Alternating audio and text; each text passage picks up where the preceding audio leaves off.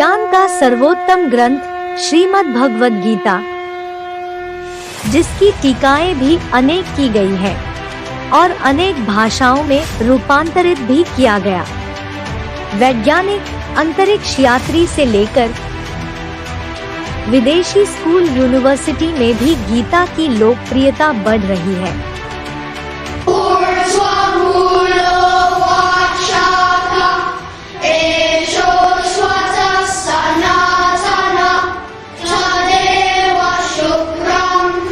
भारतवर्ष से उपजे इस ज्ञान की ख्याति विश्व प्रसिद्ध है, परंतु भारत में ही इस ज्ञान की महत्ता कम है।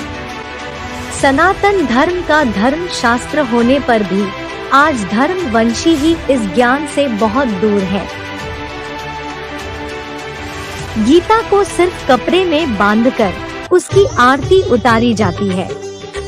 बंधा हुआ ज्ञान तो किसी के लिए भी लाभदायक नहीं है। जिस प्रकार रुके हुए पानी से बहती हुई नदी सुखदायी होती है, उसी प्रकार प्रत्येक व्यक्ति के लिए गीता ज्ञान का अध्ययन अति आवश्यक है। गंगा के पानी से तो सिर्फ शरीर ही साफ हो सकता है, परंतु गीता ज्ञान से तो मैला मन भी साफ हो जाता है। लेकिन कालांतर में विद्वान आचार्यों ने अमृत तुल्य गीता की विशक टीकाएं करके भगवान के महावाक्यों में काफी हेरफेर कर दी है, जिसका प्रमाण गीता की अनेक टीकाएं ही हैं। जैसे माधवाचार्य की गीता कहती है, मनुष्य आत्माएं अलग है और भगवान अलग है। शंकराचार्य की गीता कहती है, सर्वम खलु इदम ब्रह्म, इस संसार में जो कुछ भी है वह सब ब्रह्म ही है। भगवान के महावाक्यों में कितना अलगाववाद कर दिया। बाली द्वीप से एक गीता प्राप्त हुई है, जिसको गीता की मूल प्रति भी मानते हैं, जो सिर्फ 70 श्लोकों की बताई जाती है। जिस प्रकार महाभारत ग्रंथ में 24,000 श्लोक थे, जो बाद में बढ़कर आज 1 लाख से भी ज्यादा है, जो विश्व का आज सबसे लंबा ग्रंथ बन गया है। इस ग्रंथ का एक भाग गीता कही जाती है। कहते हैं, जब श्री कृष्ण ने ज्ञान दिया तो समय की गति को रोक दिया था। काल चक्र ऐसी चीज है जिसको रोका नहीं जा सकता है। जिस प्रकार घूमती पृथ्वी को रोकना असंभव है, उसी प्रकार काल को भी नहीं रोका जा सकता है। लेकिन कहते हैं, 5000 वर्ष पहले द्वापर के अंत में महाभारत की युद्ध भूमि में गीता का ज्ञान दिया गया। 2 सेनाएं जहां लड़ने को तैयार हो, वहां कोई बैठकर गीता ज्ञान दे संभव ही नहीं है, बल्कि नामुमकिन है, जिसका उदाहरण आज ही देख सकते हैं। 2 देशों की लड़ाई को सारे विश्व का कोई भी ज्ञान रोक नहीं पा रहा है।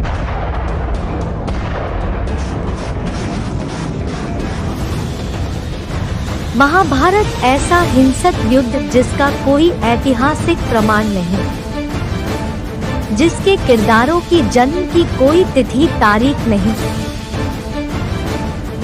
5000 वर्ष पुरानी विश्व विख्यात ग्रीस, मेसोपोटामिया, सिंधु घाटी और हड़प्पा सभ्यताओं में महाभारत का कोई प्रमाण नहीं। ना महाभारत ग्रंथ में इन सभ्यताओं का कोई जिक्र है। एक ही समय पर होने वाली दोनों घटनाओं का आपस में कोई तालमेल नहीं है, तो किस प्रकार महाभारत युद्ध को इतिहास कह सकते हैं? इतिहास वो होता है जो वास्तव में घटित हुआ हो। महाभारत इतिहास नहीं, लेकिन असत्य भी नहीं है, बल्कि पौराणिक ग्रंथ है। पौराणिक कथाएं कवियों की वो कल्पना है जिसका अर्थ सामान्य मनुष्य नहीं समझ सकते। जब महाभारत की युद्ध भूमि कभी बनी ही नहीं, तो फिर युद्ध भूमि में ज्ञान कैसे दिया जा सकता है? और गीता ज्ञान धारण करने वाला कभी हिंसा नहीं कर सकता है। गीता ज्ञान किसी हिंसक युद्ध का उत्पादक नहीं है, बल्कि जीवन के युद्ध क्षेत्र में विजय होने का ज्ञान है। गीता पर कुछ इतिहासकारों ने रिसर्च करके उसकी सत्यता को सामने लाने का प्रयास भी किया है। हॉपकिंस का विचार है, गीता का अब जो कृष्ण प्रधान रूप मिलता है वह पहले कोई विष्णु प्रधान कविता थी और इससे भी पहले वह कोई एक निसंप्रदाय रचना थी। फर्कोहान ने रिलीजियस लिटरेचर ऑफ इंडिया में लिखा है, यह गीता एक पुरानी पद्य उपनिषद है जो संभवतः श्वेताश्वत्रोपनिषद के बाद लिखी गई है और जिसे किसी कवि ने कृष्णवाद के समर्थन के लिए ईस्वी सन के बाद वर्तमान रूप में ढाल दिया है। गर्वे के अनुसार भगवद गीता पहले एक सांख्य योग संबंधी ग्रंथ था जिसमें बाद में कृष्ण वासुदेव पूजा पद्धति आ मिली और ईसा पूर्व 3री शताब्दी में इसका मेलमिलाप कृष्ण को विष्णु का रूप मानकर वैदिक परंपरा के साथ बिठा दिया गया। मूल रचना ईस्वी पूर्व 200 में लिखी गई थी और इसका वर्तमान रूप ईसा की 2री शताब्दी में किसी वेदांत के अनुयायी द्वारा तैयार किया गया। हॉल्टजमन गीता को एक सर्वेश्वरवादी कविता का बाद में विष्णु प्रधान बनाया गया रूप मानता है। कीट का भी विश्वास है कि मूलतः गीता श्वेताश्वतर के ढंग की उपनिषद थी, परंतु बाद में उसे कृष्ण पूजा के अनुकूल ढाल दिया गया। इन विद्वानों के तथ्य तर्क संगत है, क्योंकि गीता ज्ञान को सदा ब्रह्म विद्या, भगवद गीता या उपदेशात्मक वचन कहा है, कभी भी श्री कृष्ण विद्या नहीं कहा है, क्योंकि गीता के किसी भी श्लोक में कृष्ण के द्वारा ज्ञान देने का जिक्र नहीं है। भगवद गीता का अर्थ ही है भगवान का गीत, जो डायरेक्ट भगवान के द्वारा बोली गई है। इसलिए गीता में ही सिर्फ भगवानुवाच शब्द है, कहीं पर भी कृष्ण उवाच नहीं कहा गया। गीता में अगर कहीं कृष्ण शब्द आया भी है तो वो कोई श्री कृष्ण देवता के लिए नहीं बल्कि भगवान को संबोधित किया है। जिस प्रकार भगवान को मधुसूदन, ऋषिकेश आदि नामों से संबोधित किया है, वैसे कृष्ण भी कहा है, क्योंकि कृष्ण शब्द का अर्थ है आकर्षण करना, लेकिन देह के रूप स्वरूप से नहीं बल्कि आत्मिक स्थिति वालों के आकर्षण करता अर्थात महादेव। भगवान कोई साधारण पदनाम नहीं है। भगवान शब्द का अनुवाद परम व्यक्तित्व, सुप्रीम पर्सनैलिटी के रूप में करते हैं, जो कि परमेश्वर है, जिसके ऊपर और कोई नहीं है। गीता के 7वें अध्याय के 7वें श्लोक में कहा है, मत्ता परतरम न अन्यत् किंचित अस्ति धनंजय। हे ज्ञानधन जेता अर्जुन, मेरे से श्रेष्ठतर इस संसार सहित तीनों लोकों में अन्य कुछ भी नहीं है। श्री कृष्ण को सदा महादेव की पूजा करते दिखाते हैं। पूजा करने वाले से पूज्य श्रेष्ठ होता है, फिर ये महावाक्य श्री कृष्ण के नहीं हो सकते। इसलिए श्री कृष्ण देवता को भगवान का स्वरूप नहीं माना जा सकता है। सभी देवताओं में श्रेष्ठतर सिर्फ महादेव है। उन शिव शंकर भोलेनाथ को कभी किसी की पूजा करते नहीं दिखाते हैं, ना चित्रों में, ना मूर्ति या कथाओं में, क्योंकि उनसे श्रेष्ठ कोई है ही नहीं। उपनिषदों में भी कहा है, यो देवानां प्रभश्चोद्भवश्च विश्वाधिपो रुद्रो महर्षि हिरण्यगर्भं जन्यामास पूर्वं सनो बुद्ध्या शुभ्या संयुनक्तु। वे सर्वज्ञ रुद्र, सभी देवों के रचिता और उनकी शक्तियों के प्रदाता, विश्व के आधार, वे जिन्होंने आदि में हिरण्यगर्भ को जन्म दिया, कृपया हमें निर्मल बुद्धि प्रदान करें। श्री कृष्ण को कभी भी रुद्र नहीं कहते हैं। रुद्र सिर्फ महादेव को कहा जाता है। सह कारणम करणाधिपाधिपा अस्य जनिता न कश्चित अधिपा चन्ना।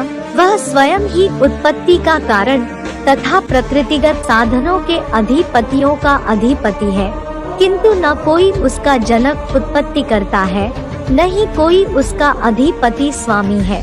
श्री कृष्ण के जनक अर्थात माता पिता दिखाते हैं, परंतु महादेव के माता पिता नहीं दिखाते हैं, बल्कि सारा संसार अर्धनारीश्वर अर्थात माता पिता के रूप में मानते हैं और पूजते हैं। यो वै रुद्र स भगवान यह च तेजा तस्मै वै नमो नमः। वह जो रुद्र है वह भगवान है, वह परम प्रकाश है और हम उसे बारंबार नमन करते हैं।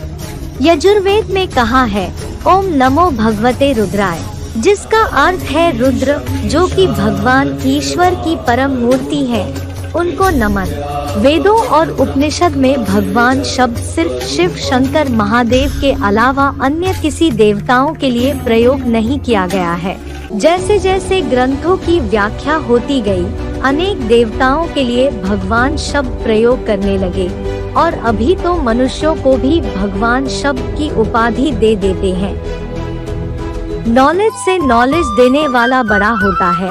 कहते हैं स्वदेशे पूज्यते राजा, विद्वान सर्वत्र पूज्यते, अर्थात राजा तो सिर्फ अपने देश में पूजा जाता है, लेकिन विद्वान तो सारे संसार में पूजनीय होते हैं। फिर श्री कृष्ण को क्यों सभी धर्म वालों ने स्वीकार नहीं किया, जबकि गीता ज्ञान को तो सबने सर्वोत्तम माना है। श्री कृष्ण की मूर्ति, मंदिर या गायन हर धर्म या विश्व में क्यों नहीं है? और दूसरी तरफ देखा जाए तो शिवालय हर जगह देश विदेशों में पाए जाते हैं। प्राचीनतम हर खुदाइयों में शिवलिंग या शिव की नग्न मूर्ति ही मिलती है। सिर्फ भारत देश ही नहीं, मुस्लिम खंड हो या क्रिश्चियन खंड हो, शिवलिंग हर जगह मिले हैं। कहते हैं अधर्म पर जीत पाने के लिए कृष्ण ने धर्म युद्ध किया। अधर्मियों का नाश करने के लिए विष्णु ने कई बार अवतार लिए, परंतु 2500 वर्ष से लगातार हो रहे विदेशी आक्रांता अधर्मियों से मुकाबला करने पर सनातन धर्मी, चाहे मराठा हो या राजपूत या आम भारतवासी, सबने हर हर महादेव या एक लिंग जी अर्थात शिव शंकर भोलेनाथ के नाम का ही उद्घोष किया है।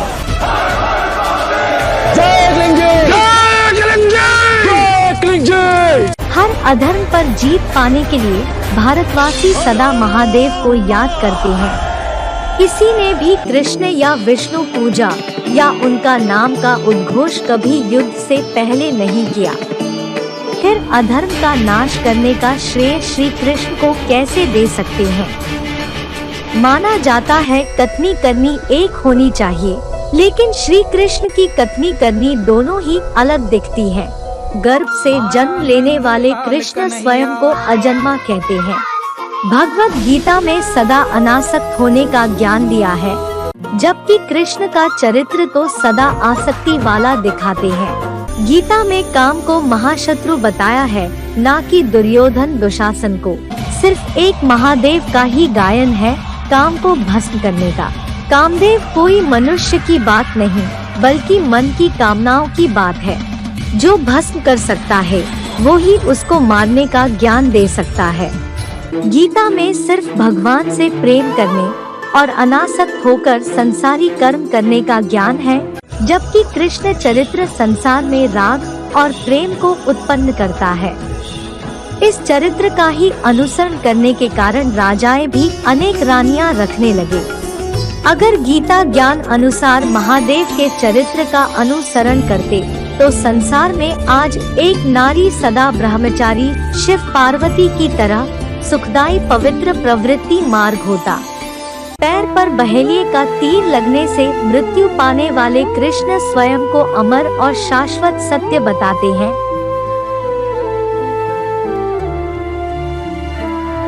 गीता के अध्याय 2 के 17वें श्लोक में बोला है, अविनाशी तु तत् विद्धि येन सर्वम इदम ततम विनाशम अव्ययस्य अस्य न कश्चित कर्तुम अर्हति। जिस पुरुष से ये संसार फैला है उसको तू अविनाशी जान। उस अव्यय पुरुष का विनाश करने में कोई भी समर्थ नहीं है।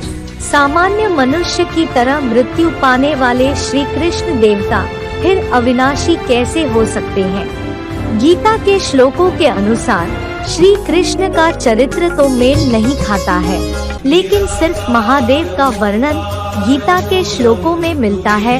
अजन्मा, शाश्वत सत्य, मृत्युंजय, वैरागी, निराकार, ओंकार आदि नाम से जाना जाता है। गीता में आए भगवान के स्वरूपों के नाम पर श्री कृष्ण के तो एक भी मंदिर नहीं मिलते हैं, लेकिन महादेव के मंदिर जरूर मिल जाते हैं। यदि गीता ज्ञान दाता श्री कृष्ण है तो मंदिर महादेव के कैसे बन गए? श्री कृष्ण का नाम गीता में मिलाप के कारण सिर्फ कृष्ण भक्ति का प्रचार हो रहा है। लोग हरे कृष्ण करके सिर्फ गीत संगीत में ही मग्न हैं, ना कि ज्ञान के अध्ययन में। गीता में हुई एकज भूल के कारण ही लोग कर्मों की थ्योरी को ही भूल गए, इसलिए सभी के कैरेक्टर बिगड़ रहे हैं। माता पिता बच्चों को अनाथ कर देते हैं और बच्चे माता पिता को वृद्धाश्रम में डाल देते हैं। रिश्तों की ये कैसी व्यथा है। भाई भाई आपस में लड़ते हैं। जहाँ बड़े कुटुंब पलते थे, पीढ़ियाँ चलती थी, वहाँ आज 4 लोग भी एक साथ रह नहीं पाते। परिवार व्यवस्था पूरी ही खत्म होती जा रही है। ना कोई धर्म पर होने वाले दंगों को रोक पाते हैं। सत्ताएं तो बदलती रहती हैं, लेकिन दुनिया का तो पतन ही हो रहा है। दुनिया की हालत इतनी बिगड़ गई है कि अभी कोई मनुष्य इसका उद्धार नहीं कर सकता है। दुनिया में दुख बढ़ता आया है और बढ़ता ही जाएगा। जब तक अंधश्रद्धा युक्त गीता का भगवान कृष्ण मानेंगे, तब तक दुनिया का उद्धार नहीं हो सकता है। क्योंकि गीता में ही बोला है, कृष्ण गति दुख की ओर ले जाती है। कृष्ण गति में सूर्य भी दक्षिणायन होता है, इसलिए कृष्ण पक्ष को कभी भी शुभ नहीं माना जाता है। कृष्ण पक्ष वो घनी रात है जो संसार में अंधकार कर देती है। उसी प्रकार गीता में कृष्ण नाम डालने से आज सारा संसार ईश्वर के यथार्थ स्वरूप को ना जानकर दुखों के अंधकार में है। इसलिए अर्जुन ने भगवान को कहा, आपके सिवाय मेरे दुख को दूर करने वाला कोई नहीं है। इसलिए भगवत गीता के ज्ञान का मंथन आवश्यक है, तभी जान सकेंगे असली गीता ज्ञान दाता कौन है, जो सारे संसार के दुखों को हरण करने वाले हर हर महादेव कहे जाते हैं। लेकिन वास्तव में भस्म लगाकर शमशान में रहने वाला ऐसा व्यक्तित्व कोई होता नहीं है। साधारण तन में आए भगवान के असाधारण पुरुषार्थ की यादगार ही चित्रों और मूर्तियों में दी है। शंकर संग